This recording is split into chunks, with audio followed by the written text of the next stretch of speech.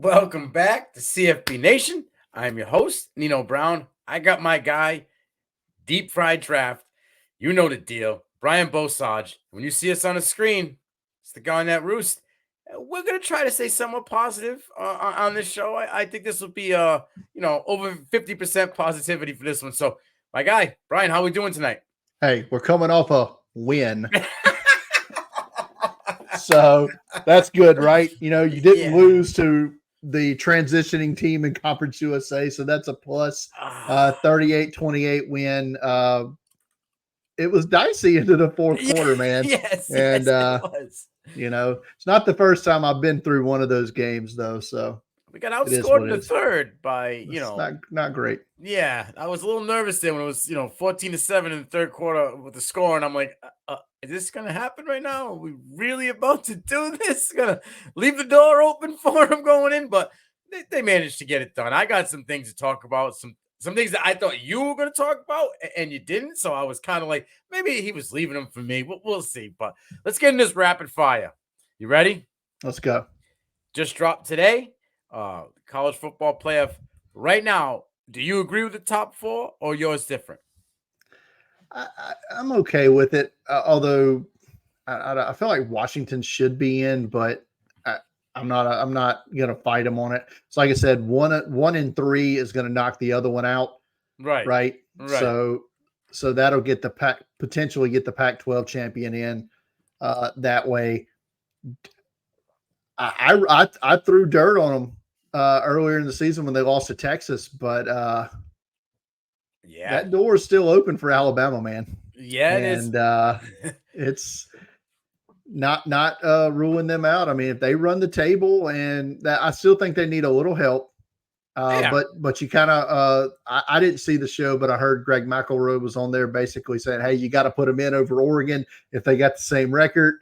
Let's look at the resume. He's already selling, man. He's already selling. God. So because they know Texas has got to lose again, because if them and Texas have the same record, the debate's over. You got beat by double digits by Texas at home. You're done. So that they'll need Texas to lose, but I mean, they've got the only good game they have left really is Georgia. So,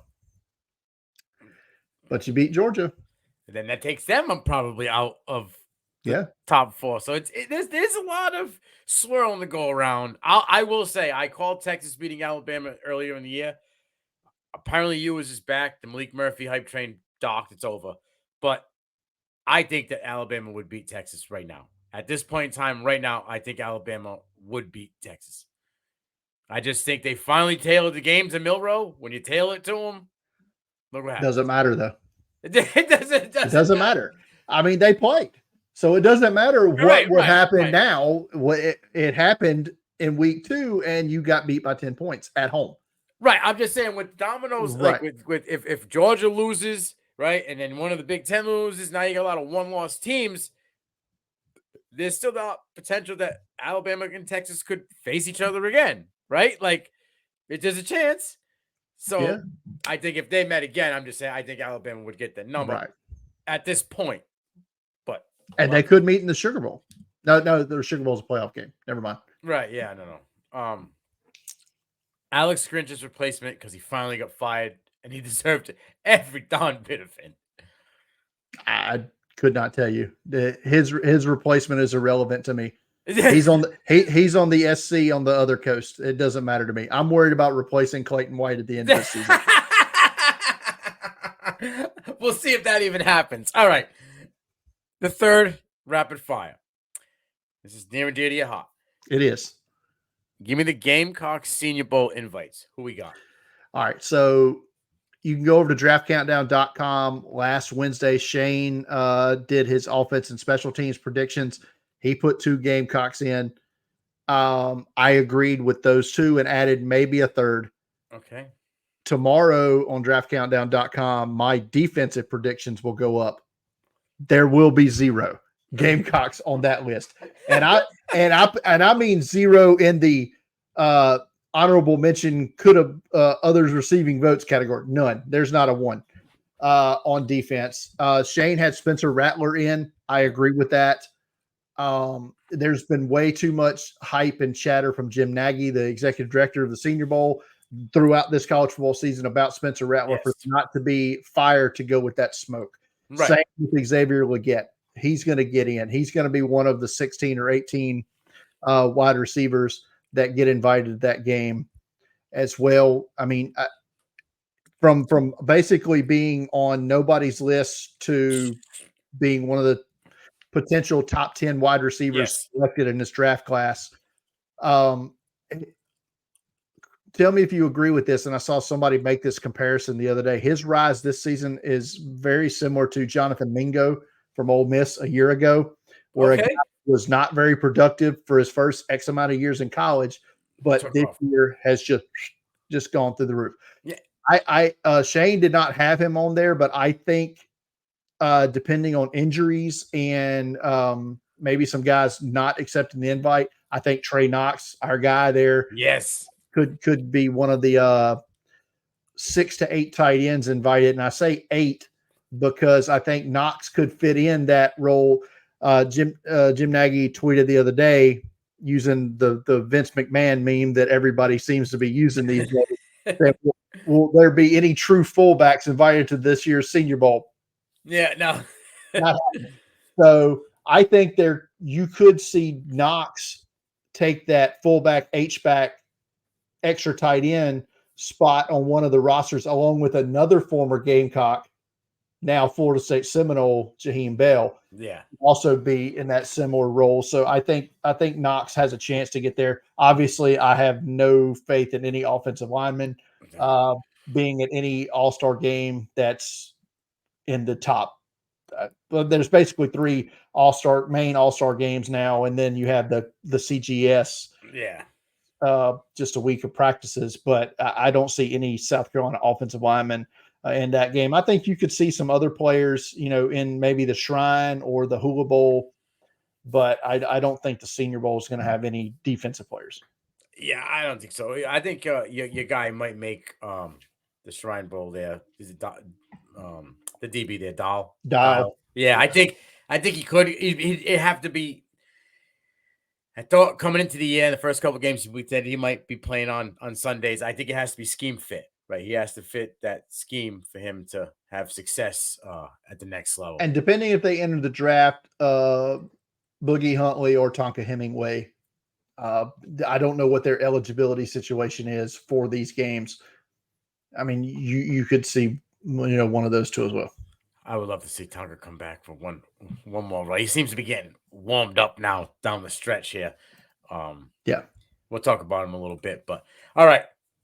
Last rapid fire. Give me a defensive MVP for the Gamecocks. I had to throw this out there because I knew you had to do some research. This one had to you had to think about this one.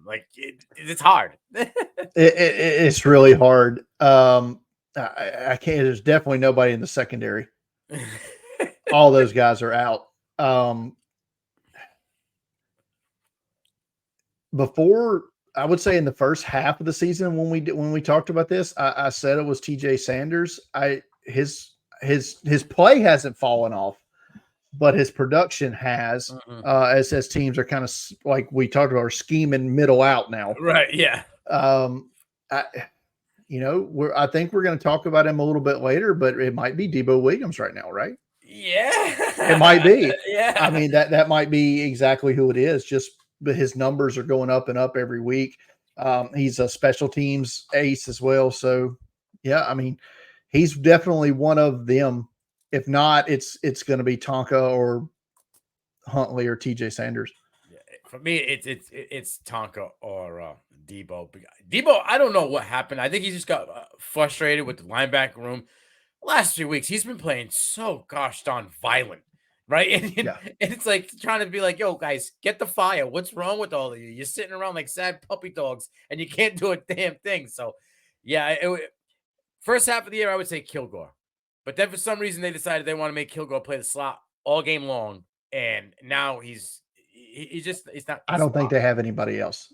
Yeah, now the kid's getting toasted, and it's not really his fault, because he's just put in a position to not succeed. So, all right.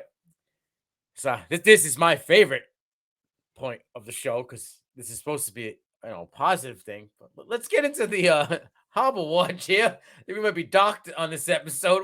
What are your thoughts here on the Hobble Watch?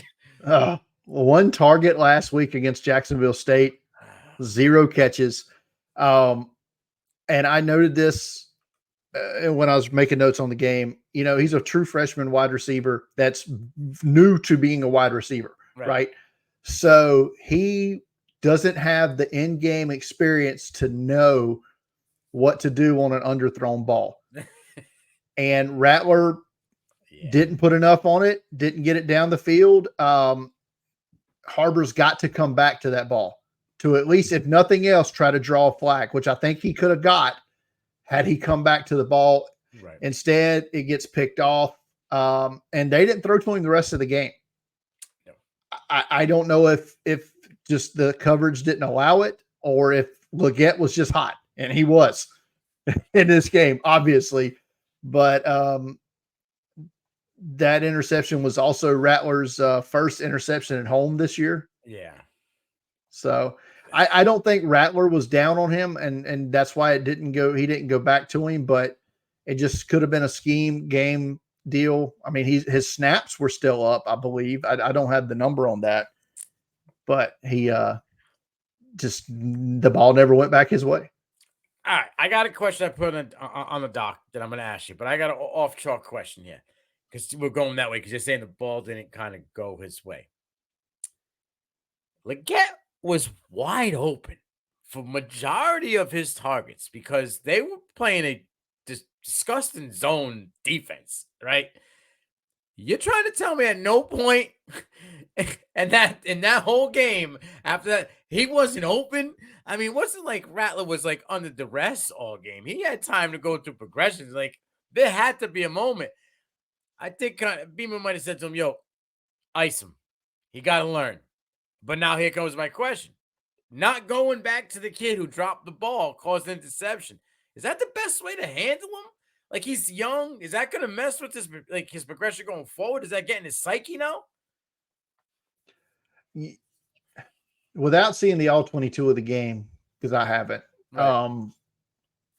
I don't know what the coverage was. Their coverage shaded to Harbor because they don't want him to get, because they know he gets, and let's be honest, he probably has 3 routes right now. He's not running the full 9. Right. So that's probably part of it as well. And like I said, because of the way the Jack State was running their zone, Leggett was just getting wide open. And it's obvious. I mean, if Leggett's healthy, I mean, he's been the guy all year. That's who that's Rattler's option 1, option 2, and option 3 before he comes back down to Harbor. Also, Amarian Brown was back this week. So he's taken, more of the choice there. He's probably option 2 legit. Knox was out. You think Knox was out, but Josh Simon was targeted a lot. Yeah. So, and all of those guys have one thing in common. They've been playing college football for 4 to 5 years. Yeah. So I don't think it hurts his development. If anything, it's a lesson. Okay. And, once you get everything down, they know. Yeah. I would say entering the 2024 season, he's wide receiver 1. Agreed. Let me preface that by saying if Juice Wells comes back. Yeah. Then you've got a potential heck of a 1-2 because you'll have Harbor. Also, you have to think he didn't enroll early. He didn't get here until August. Right. So he's still learning the game. Now he'll have all spring. Right. He'll have all summer workouts, everything to further develop his route running. Converted wide receiver, right? People forget that, right? He played tight end in high school. Right. Right. Because to be honest, I don't know if that's not the best option for him here either. And maybe that's something that ends up developing as well. But right now you've got 3 tight ends ahead of him, or 3 tight ends that have experience on the roster already. Right.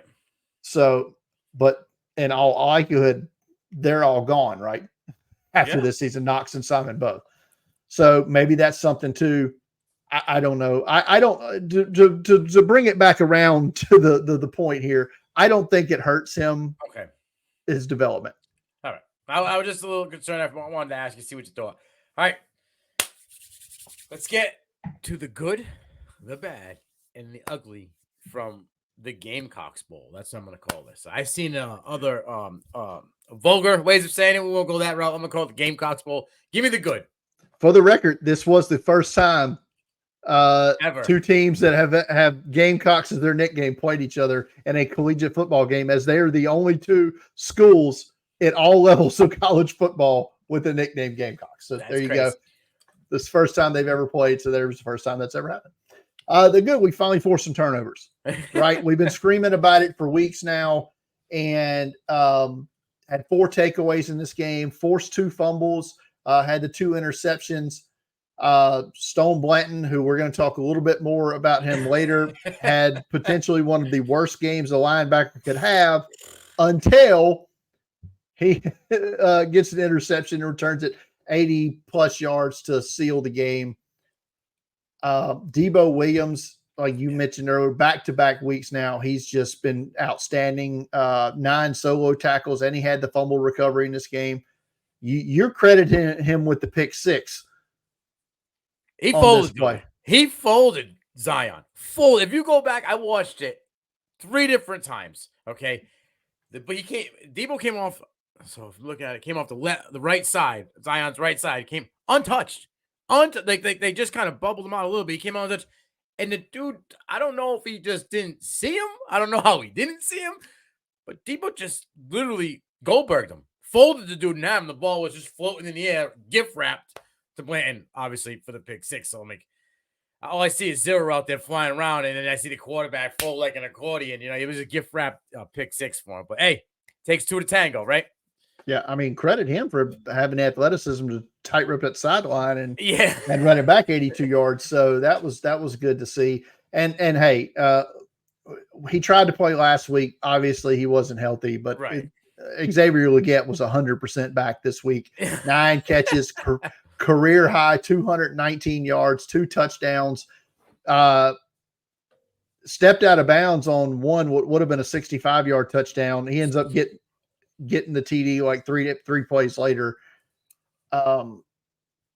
It's just good to see him back. And like I said, he's obviously the guy Rattler trusts the most. Yeah.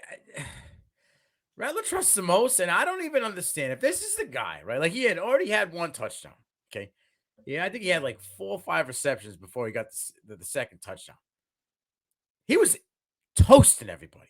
Mm-hmm. How did they not change coverage? They were playing like that crappy zone. You're passing the guy off, passing the guy off, passing the guy off. Well, there was nobody else to pass him off to. That second touchdown, he was wide open in the end zone. He could have called his mom on the phone, ordered a pizza, right? Like he checked his bank account. There was nobody even around him. I don't get how you let. Sometimes it's. I mean, you can ask the same thing every week watching an Ohio State game. How does Marvin Harrison Jr. get open?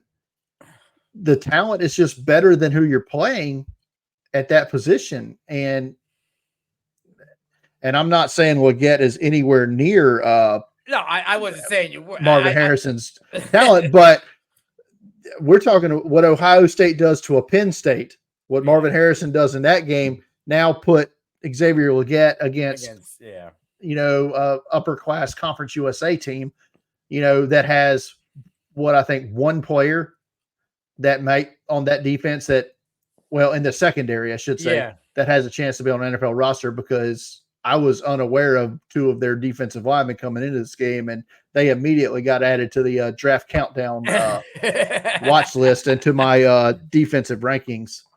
It was Hardy and Hardy, Hardy was and the number 90. I can't remember 98 or 99. I can't remember who it was, but that guy was awesome as well. But yeah, so that's kind of what it is to me. That's why he was so wide open. He's just that much better than the team that they played. All right. Give me the bad. I mean, the defense is still getting gashed. Just poor scheme. Terrible. Absolutely just disgusting. Terrible scheme. And Jalen Kilgore as the nickel I put in caps why. I don't know. He gets burnt for just a big TD through the air. He was targeted 9 times, gave up 5 catches for 107 yards. So DQ Smith comes back in the second half because he was out in the first half for targeting in the last game. It did not get better for DQ Smith in the same spot. They targeted him and burnt him too. Yeah. This was probably, without a doubt, of every game they played this season, and it was bad against Texas A&M as well. But of any game they played this season, this was easily the worst tackling effort I've seen from this defense. They just don't. I'm not saying they don't have any pride anymore, but they damn sure don't care about playing for Clayton White anymore. Yeah, it's quite obvious to me. They got one foot out the door, and their mindset's half checked out. And I think that's why you're seeing guys like Debo kind of like pissed off out there. Like, all right, I'm still because he cares. He cares. Exactly, and he can tell guys not playing it. This is by far. I went back. I looked at every single week. Okay, this is by far the worst week. We had 6 players with over 20% missed tackle rates. You can't have that. That is absolutely disgusting. And then the dude who saves his face and saves, because he got the pick 6, had a 29.3 PFF tackle rate. That's just gross. Like, it was like I said, he was having an awful game until that. Yeah. I would be remiss if not. I didn't say this in the good or even write it down, but we did have a JT Gear sighting. He forced a fumble. Yeah. So he did force one of the fumbles. All 3 gentlemen that we've been talking about, like, where have you been? Even my guy Pup, he got a tackle in this one. He played. Who was the other gentleman? The 2 transfers. Both of those guys played in this game. So did they make a difference? Not really. Because it was all one big poop show for them. But speaking of poop, give me the ugly. The offensive line was just ugly. And like I said, we've been through this now. It's like I said, the horse is long dead. The horse is long dead. We've dug the horse up now and started beating it again. Too many hits in the backfield this week. 3 sacks against, no offense to Jack State. Like I said, they had some sack guys coming into this game. You're an SEC team. You should not be giving up sacks to Jack State. 10 tackles for loss. How? Oh, yeah. There was one play, and I wrote it down. I saw Nick Gargiulo at center gets forklifted back. On the same exact play, a different rusher comes through, bulldozes Mario Anderson, and they both end up getting pushed back into Rattler, who gets sacked on the same play. It's just unbelievable. Mario Anderson, who had been doing okay as a pass blocker, this game was not good at all for him. You think he's not 100% healthy? You're probably right. Yeah. Vershawn Lee, bad game. Oh, bad. That is being nice. That you're being nice. Chris Hardy, who you put on your list now, right? He owned him. He gave up 6 pressures and a sack, and I believe 4 of the 6 pressures were from Hardy and the sack. Like, he couldn't do anything to stop him. He was better off sitting down. Is it sad that I'm going to go back and watch, because I watched Jack State play earlier in the year against UTEP. I want to go back and watch and see if UTEP got smoked by these guys as bad as South Carolina did, because I'm betting the answer is no. Yeah, it wasn't. It was actually a closer game. And if you're going to go back and watch that, I'm going to give you a name to put on a draft countdown. All right. Trice Knight out of UTEP, linebacker. Oh, all right. He's already there. Okay. All right. Yeah. All right. I'll make sure. I know some people don't. I actually wrote about him after that game. So, yeah. He's a dude. He is a definite dude. All right. Let's get something positive, a little bit more upbeat. Swinging around here. Let's go the recruiting roundup. I don't know how upbeat this is going to get, but we did get another visit from current 5-star defensive end commitment, Dylan Stewart. That's positive. He was in the house. Don't know how great it was for him to hear the crowd booing at various points during the game, but he was there. Yeah. He was also there was 2025 offensive tackle David Sanders Jr. 6'6" offensive tackle out of Charlotte. Currently the top offensive tackle in that class with 37 current commitments. Georgia considered the favorite for him. Yeah, I wouldn't doubt Georgia being the favorite, but I wrote it in the notes. Don't rule out Bama here. Eric Wolford, the O-line coach. You mean Eric Wolford, former South Carolina offensive line coach? You see? Former, as of 2 years ago, offensive line coach? You see, I had to bring it full circle here. You know what I mean? He's responsible for getting, Caden Proctor was a 5-star recruit in this class. So is he also responsible for Caden Proctor's development? Because that ain't working out. Well, I'm saying that the talent, he saw the talent. Whatever he's done with it, I don't know. But don't rule them out. He's in one of them circles with there's 3 or 4 guys, and they're all waiting it out. They're gonna be these last commitments, and I feel like they might all go together. Like the same thing how Stone did with the Oklahoma. The bottom line is he's not coming to South Carolina. Yeah, but he was in town. So yeah. All right. Well, we can always hope, and have hope and pray for it. But I got 2 points I want to make here on my little segment that I'm gonna bring up, and I swear to you, at some point, this is the 3rd time it's happened. Okay, somewhere, somehow, someone is listening to us because we ripped him apart. How garbage he was. I even said that he hadn't had 1 touchback and he only had 2 balls inside the 20. He must have saw the light in this game. It does suck that they had to punt 7 times. Okay, It sucks. But 7 punts for 285 yards. Like I said, 3 inside the 20 and a touchback. He averaged 40 yards a punt. By far his best game all year. This was what he was averaging last year on the reg. I don't know if someone said, hey, these guys over here are tearing your pot. You need to do something, or he just had a good day. But my man came through for them because I think if he didn't, he might be like that silent MVP in this game, because if he didn't play the way he did, they would have had better field position.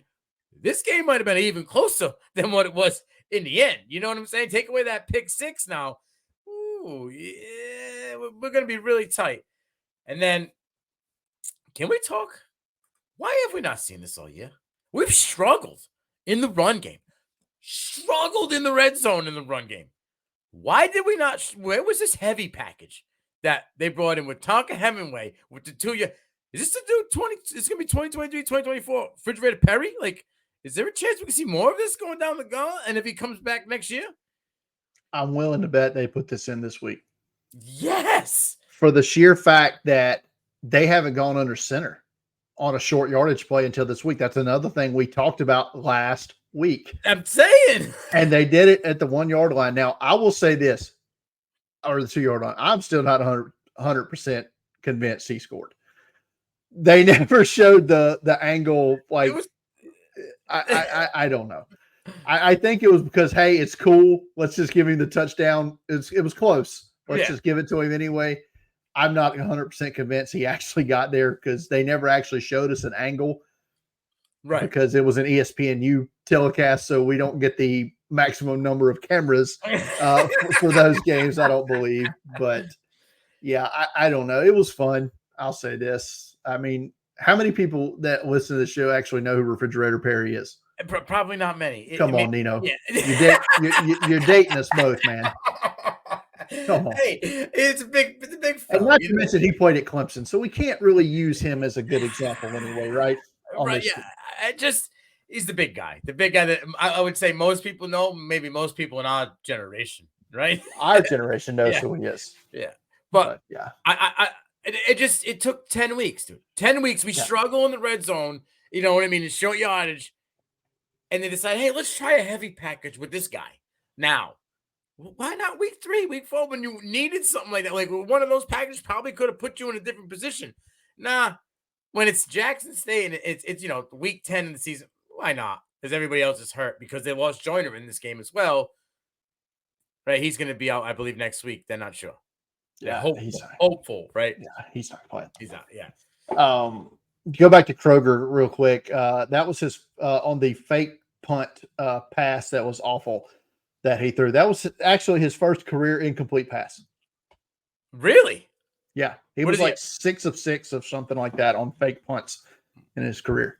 Up to that one. Now that one was ill advised. I don't know if that was like one of those. If they give me a certain look, I have the option to go. But I was sitting there watching it like, if you're going to do that, why not leave your NFL quarterback on the field? Just go for it. But yeah, whatever. No, they weren't sleeping on that, I'll say. Yeah, right. All right. Got a noon game coming up this week. A lot of noon games here lately. Yeah. It's 3 in a row. Yeah. Well, when you're not really that good, this is what happens. The team you're facing, no disrespect, isn't really that good. You take it on Vanderbilt at noon on the SEC network. You don't even get like a big network game. It's better than ESPNU, I guess. Right? Dive in, tell me a little bit about it and what we should look out for. All right, Vanderbilt. Is this Clark Lee's second or third year there? I'm not sure. I think it's his third year. They have regressed. Let me say that. This year, they're 2-8 overall, 0-6 in the SEC. They're the only team South Carolina is currently looking down at in the SEC East. Hopefully it stays that way. Their closest SEC loss this year was last weekend to Auburn, who beat them by 16. 8 of their 10 games this year, they've lost by by 2 scores or more. Gross. They played UNLV close earlier in the year, and UNLV's been just beating the crap out of everybody ever since. Yeah, so that's the only game they were really that close on. I think that was the closest game all season. Right. They played 2 quarterbacks this year, but it appears Ken Seals is the guy now. I don't think it matters. Yeah, I know. He's a 60% passer. He's completed threw for 1,000 yards this year, and he's 9 touchdowns to 4 interceptions.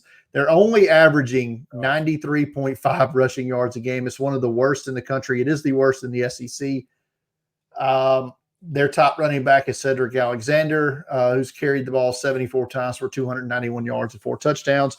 Ray Davis was smart to get the hell out of Dodge. Oh, yeah. This year. And we'll be talking more about Ray Davis on next week's show. Yeah. For sure. 100%. Their best player on the whole damn team is wide receiver Will Shepherd, who's caught 44 balls this year for 634 yards and 8 touchdowns. Yeah. Shane projects him to be a Senior Bowl wide receiver for what it's worth. You like their wide receiver special teams guy, Jaden McGowan, who's just a Swiss Army knife. Yeah. Rushing, receiving, and return yards. They picked off the ball 11 times this year. So they are pretty good at that. I think CJ Taylor, their safety, is a draftable player. And he's got 2 interceptions this year. They've also recovered 3 fumbles on the year. Only 20 sacks as a team, which now that I think about it, might actually be more than South Carolina. I'm saying is a negative thing here. We didn't talk about sack watch, by the way. We're up to 33. Yeah, I got outside. I'm keeping tally. Don't worry. But Nate Clifton, their edge rushers, got 5.5 sacks on the year. You're a big fan of their sophomore linebacker, Langston Patterson, who's got 30 solo tackles. He's got 7 for loss with a sack and an interception, and he's got a 76 PFF grade. Yeah. There's not much positivity coming out of Vanderbilt, just like for us right now. So, but he seems to be a kid, like, you got the youth movement, you know what I mean? I think he's going to be a guy we're going to have to look out for. We have trouble stopping pressure.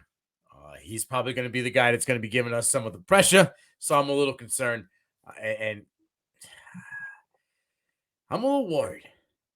I'm a little worried because of the fact I've seen a lot of players almost checked out. Right? There's no adjustments coming out of this defensive coordinator, if you want to even call him that. I think he's just literally picking the book out of the shelf, putting it down, saying this will running with this. Nothing's changed. He ain't changing anything. I would almost think he already knows he's gone. As soon as the Sunday after the Clemson game, I would expect he's going to be dismissed. Yeah, before 8 p.m. Yeah, I mean, how many other coaches get let go along with him? I don't know, but Beamer's going to have to make some changes. But as far as this game goes, you're a little worried. I'm not. I'm just a little worried we're going to have some, not the loss. I'm just a little worried it's going to stay closer than it should be. Like we're going to get to it right now. You go with your prediction first. Well, the current line has actually shifted. I just looked it up. It's shifted towards Vanderbilt a little bit, only by a half point. It started, South Carolina opened as a 14-point favorite. It's currently, they're a 13.5-point favorite. I think they cover. I think, they're going to get, I think Carolina's going to get out early this week. I think they're going to score a couple of quick touchdowns and just play the stay ahead game. Vandy will score some touchdowns here, maybe early in the second half. I think South Carolina wins this one 35-20. All right. I got them winning. Okay. I got them winning. And just, I have like this odd feeling that like just what I saw last week was really concerning to me. Like, I know. I think Jack State's a better team than Vanderbilt. And that's very well possible. And I don't think that's a hot take or a far stretch to say. But when was the last time someone in the coaching staff for South Carolina's been fired mid-year? Like, they should have shit canned him mid-season and just said, okay, we need something new, because now it's seeped into everything in this defense. I'm going to take South Carolina 28-13. They're going to cover, obviously, but not by much, right? I just think that if we have a problem with protecting up front or we have turnovers, this is a game that could go the opposite way. Just the way I see the attitude coming from that defense. That's my concern. Like, the checked out, I'm just here to, like Marshawn Lynch, so I don't get fined. You know what I mean? But, all right.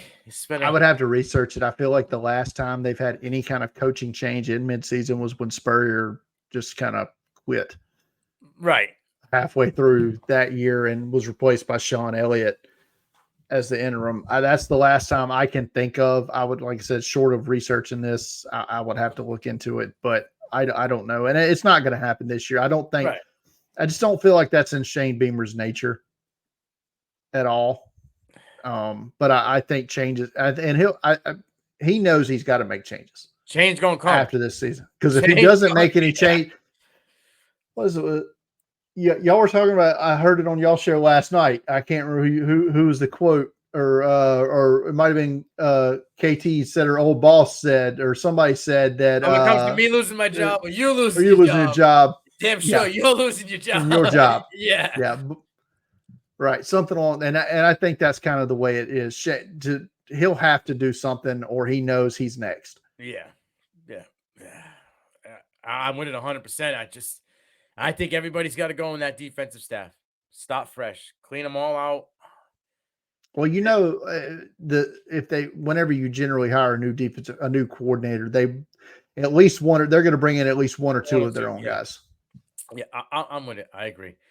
Hopefully we come back here, and next week when you see our faces, we're smiling. We were smiling for most of this one. There were some negative parts. I would love to see Rattler go out there in the last couple of games and just blaze it out like he did last year, right? Hit that Senior Bowl and just run with it. Like I said, I think he's maybe slipped a little bit due to the poor offensive line play. The dude's been getting murdered all season long. Like you said, it's at 33 now. So we're 7 under the mark. Bell might go off this year. I hope that bell doesn't toll.